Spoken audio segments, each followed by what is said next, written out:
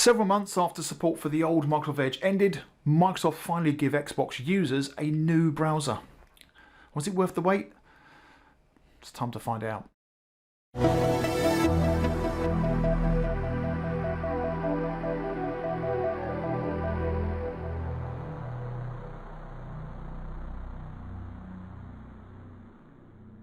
So the Xbox legacy browser, Microsoft Edge, was deprecated on March the 9th, 2021. So no more updates, no more support, and we were left with a pants browser that became a useless pants browser. 6 months later, in September, Microsoft finally rolled out the new Microsoft Edge. And Xbox insiders saw a pre-release in April and it looked very promising. But the 6-month delay to replace the dead browser couldn't have come at a worse time. People were in lockdown, forced to work and school from home, and the Xbox was really helping families as an option to connect to Microsoft Team meetings until March, when Teams platform got a series of updates that halted that ability. Come October, and COVID is on the rise again across Europe. In fact, the number of cases in the UK alone is almost double the number of cases this time last year. So we're all looking forward to another Christmas at home. Yay! Now, if lockdown is likely, then the new Edge browser may have finally come at a right time. The pre-release version I saw in the summer looked very promising, and Microsoft are slowly adding more functionality. But what can we do with this new Microsoft Edge that we couldn't do before? Microsoft has switched the browser engine. So they've moved from Edge HTML to the open source Chromium, which is the one that Google Chrome is based on. Now, this is not news. We've known this was the intent since 2018, before it was released to the PC. And we've seen the perks of this. But what can this engine upgrade offer Xbox users? Well, the Edge browser will be faster. It couldn't be any slower. It ran like a pig on mud with no legs. But you will see an improvement. And you can also see many websites that the previous version didn't support. The only problem I've found is each time you start the browser after an Xbox reboot, it does take some time to load. The new Edge does give a more secure browsing experience and slightly more stable than its predecessor. I say slightly, it still crashes. But what I really like about it is it brings improved compatibility with a lot of hardware, namely the mouse. Something the previous browser did not support at all. Plus, it now fully supports the keyboard beyond the basic letters, numbers, enter key, etc. And this fully support for the keyboard is essential for productivity. And we got a webcam and microphone to work with the browser, and you'll see that in action shortly. So with the hardware connectivity comes vast improvements in compatibility with most modern web platforms, not only for productivity, but also for online gaming and entertainment websites. And gamers might want to explore that deeper. So let's have a look at what I found when we experimented with the new Edge browser. When starting the new browser for the first time since running the Xbox, it takes on average over a minute to load. Now, I tested this on 3 other consoles and they all had similar loading times, but subsequent loads are very quick until you restart your Xbox. Now, I tested the browser on both a wireless and mini wireless keyboard and both work perfectly. If the mouse sensitivity is not to your liking, you can adjust it in the Xbox settings. So the browser has all the typical settings, allowing you to change the appearance, privacy and security settings. If you log into the Microsoft account connected to your Xbox, you can synchronize your favorites along with any accounts and passwords to save you some typing.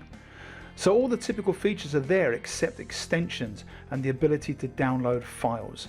And this is going to hinder some of the older Xbox One models, which is going to be a bit limited on the hardware, I'm afraid.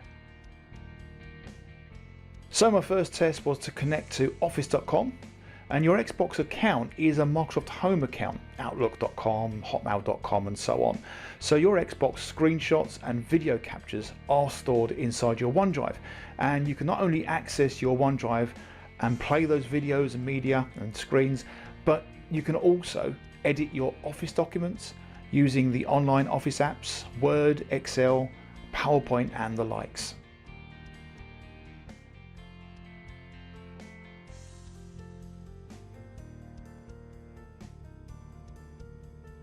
And for the Microsoft 365, I even had a little play around with Power Automate, and although it was a little bit more fiddly than normal, I managed to edit quite successfully one of my flows.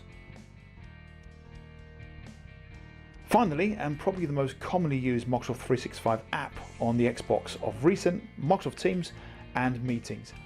For this, I tested a £20 simple USB webcam bought on Amazon and a USB microphone headset. I also tried headphones through the gamepad wireless keyboard.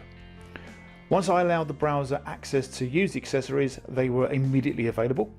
Sound is as good as you get on Teams using a PC browser, and I was relieved to see the webcam light up with very little fuss.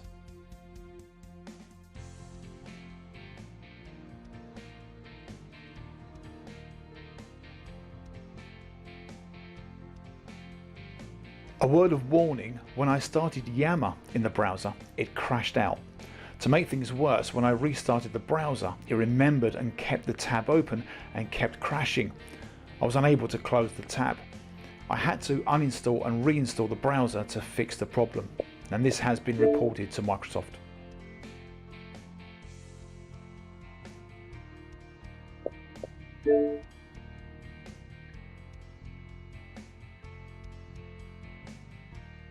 So what about online games? Well, my first test had to be my favourite site, retrogames.cc. If you're a fan of the old classic consoles and main ROMs, this site has them. And I was delighted to see that my favourite games worked really well. Not only that, but I could play either my gamepad or I could customise the keys for a connected keyboard. With some of the more demanding games such as Tekken, there were issues with sound, and some of the PlayStation ROMs would not work.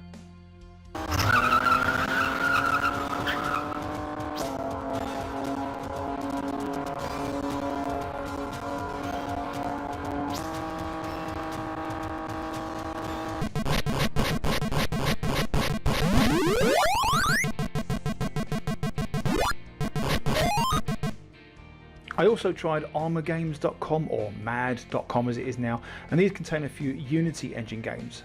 Many of these work better via keyboard than gamepad once you got past all the adverts.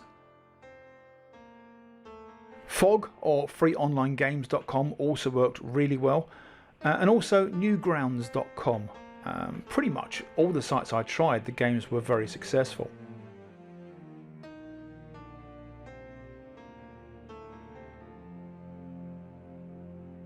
And then there are the online streaming services such as Google Stadia and Steam, and these worked really well and both supported the gamepad, although you'll want to plug in a keyboard so you can press the escape key to quit a game without having to close down the browser and reopen. And finally, I took a look at streaming online entertainment through YouTube, Plex, Amazon Prime Video and Netflix. Now, streaming video on the previous Edge browser was awful, so if there was no app in the store for your streaming service, you were bang out of luck. I'm really happy that the new version of Edge is excellent. For me, the current YouTube app on the Xbox is limited, kind of cumbersome to use, especially trying to use a keyboard with it. But YouTube in Edge allows me to get around videos, subscriptions, I can view the video as a thumbnail whilst I view and add comments, and I can create a playlist very easily. This alone was worth waiting for the new Edge.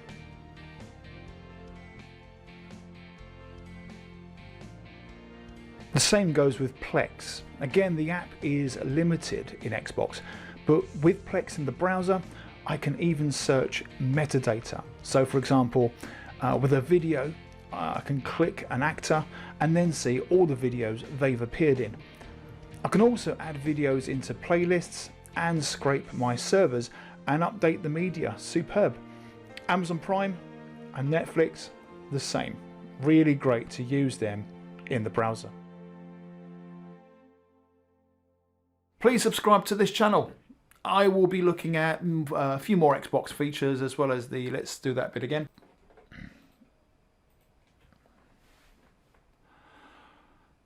please subscribe to this channel. I will be looking at a few more Xbox features as well as the usual Microsoft 365 apps that I tend to offer support on.